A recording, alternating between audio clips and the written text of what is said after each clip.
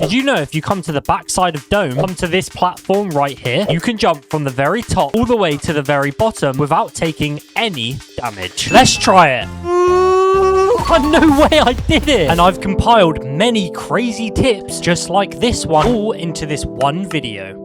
Using this ledge on the back of cargo, you can jump straight from here into this corner and up to this balcony. And if you want to take it a step further, come up the ladder, run into this back corner over here, and then you can jump all the way straight up onto the top of Keybinds. If there's an enemy outside of your newly built base, then what you can do to catch them by surprise is you can actually come over to a wall that you've just constructed, and by using a hammer, you can right click on it to get the demolish screen up. You can then bring your mouse down to drag your weapon onto that slot. You can then click demolish and then catch them by surprise without needing a pull-out animation. Ever stuck on top of this tower inside of airfield, all you need to do is come out onto this balcony, hop up on this ledge right here, and then what you're going to do is you're going to aim for this pillar. All you're going to do is just run and hold W whilst in the air. And boom, just like that, you'll take 0 full damage. Ever finding yourself stuck on the top of launch site and needing a quick exit strategy? All you need to do is come over to this ledge in this corner, hop up on here like so, and then literally just run and jump whilst holding W, and you're going to slide all the way down to the bottom of this tower. Now that you're down onto this ledge, you want to run all the way over here and then do the exact same thing and then follow it in this corner as well, and you'll take no full damage coming all the way down from the top of launch site. Ever find yourself getting door raided in Rust and you're just sat there with absolutely nowhere to go? Well, all you need to do is simply either place a locker in front of the door. A furnace is a decent option, but they can break it quite quickly. Or you can even buy this sign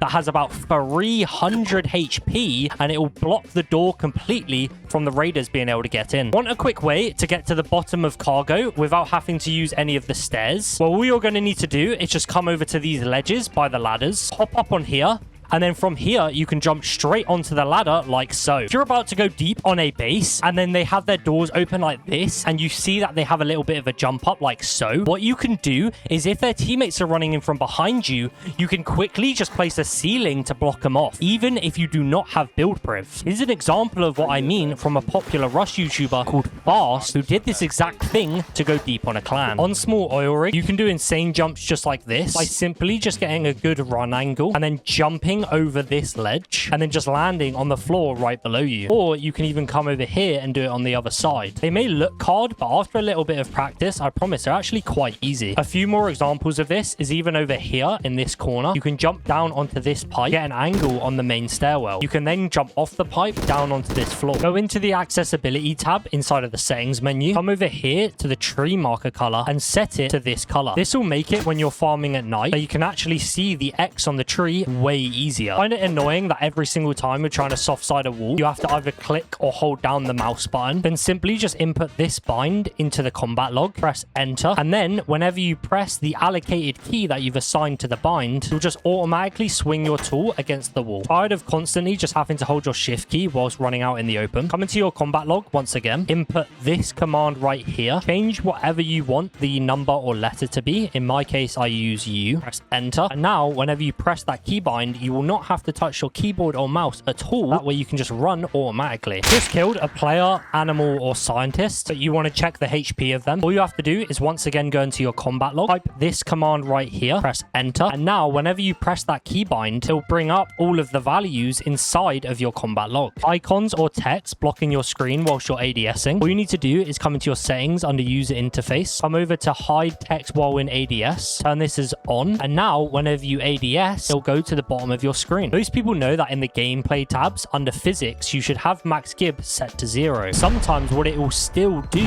is one wall can have a break effect, whilst another wall doesn't have any demolish stuff at all. An easy way to fix this is just to type this command in the console log, press enter, and now whenever a wall gets destroyed, it will have absolutely no effect on it at all. Want to look at something far away in the distance but have a really high FOV? Then simply just type this command into the combat log, press enter once again, and now if you're looking at something from a far distance, just hold that button that you've just binded it to, and then it will zoom it in just like so.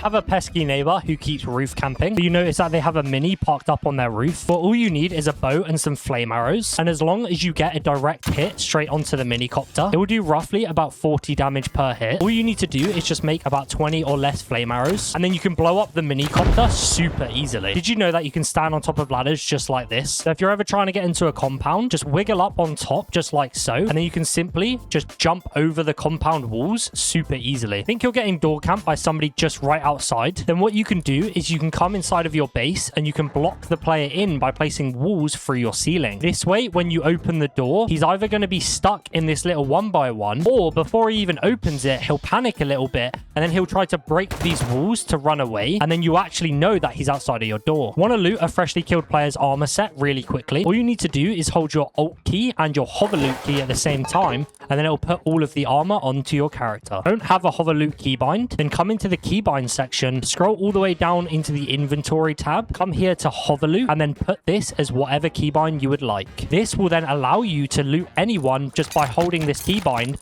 really quickly, rather than having to individually drag or individually click on each item. Want to make ammo for the new gun that you just acquired, but do not have a tier 2 inside of your base yet? All you need is a mixing table and the blueprint of the ammo that you actually want to craft. Then come over to your mixing table, and now what you can do is you can make your 5.5 ammo as long as you have the gunpowder and the metal frags to actually do so, completely negating you needing the tier 2. On the same topic, if you're crafting gunpowder, make sure you're not crafting it normally just like so. Instead, ensure that you're using the mixing table, because the mixing table will use way less charcoal per the amount of gunpowder that you make. If you ever find yourself in one of these underground tunnels in Rust that can barely see anything, all you need is a building plan, and then you can actually see the edge of the tunnel as the building itself clips into the side of the tunnel. You can use this to follow your way all the way out of the tunnel, making it a lot easier to actually be able to escape. Ever place a stash down to put your kit inside of it, and then when you hide it, you go off somewhere and then you can never find it again? All you need is just a building plan and some wood. And if you literally just place a foundation about in the direction of where you place your stash, then it will just simply unravel it just like so. And then you'll be able to easily grab your kit straight back. Ever recycling at launch site, but you want a little bit more cover? All you need is a wood barricade, and then you're just going to place it in this little ledge just like so. And then boom, you've got a nice little bit of cover whilst you're recycling all your components. Ever had a crazy little snowball and just want to make a quick suicide bunker at the top of your base? All you need to do is just place a bag in it like so, grab a shelf and then just place it like this. Now you can place a wall right here, then do a roof. It will then make the roof go into this triangle shape like this. You can now grab a large storage box and just ensure that it is getting placed through the wall. Then you can seal the rest of the bunker off like this. Now you can upgrade this wall. Make sure it's flipped so it doesn't get soft side. You can break the roof. And now boom, you've got an easy little suicide bunker that you can respawn in and transfer loot in and out of super easily. On the topic of bunkers, have you ever made a 2x2 like this, but just wanted to have a little bit more portability? All you need is to just ensure that this twig triangle stays twig just like this inside of your TC room. Then go onto the stairs spiral triangle. Ensure that it is placed just like this. And now this will block off your single door, perfectly making a little bunker. You can then upgrade this to whatever material you would like. Obviously, the higher material, the higher raid cost it will be. And then boom, you have a bunker just like that. To then get out of this bunker, you just need to demo this twig ceiling. And then boom, easy little bunker. With this rocking chair DLC and a little bit of food, you can get up to literally 100% comfort without doing a single thing, healing you all the way to max HP. Use Heli's 1v1 to very quickly improve all of your aim, recoil control, and movement inside of Rust. Stop jump peeking walls like this in Rust and allowing your enemy to get easy hits on you. Instead, jiggle peek the wall just like so whilst alt looking, so that way you can easily run behind cover the second the enemy starts shooting at you. Stop crouch spamming in fights just like it's Call of Duty. Instead, strafe on the opposite way of your enemy's spray, so that way you can throw off their aim.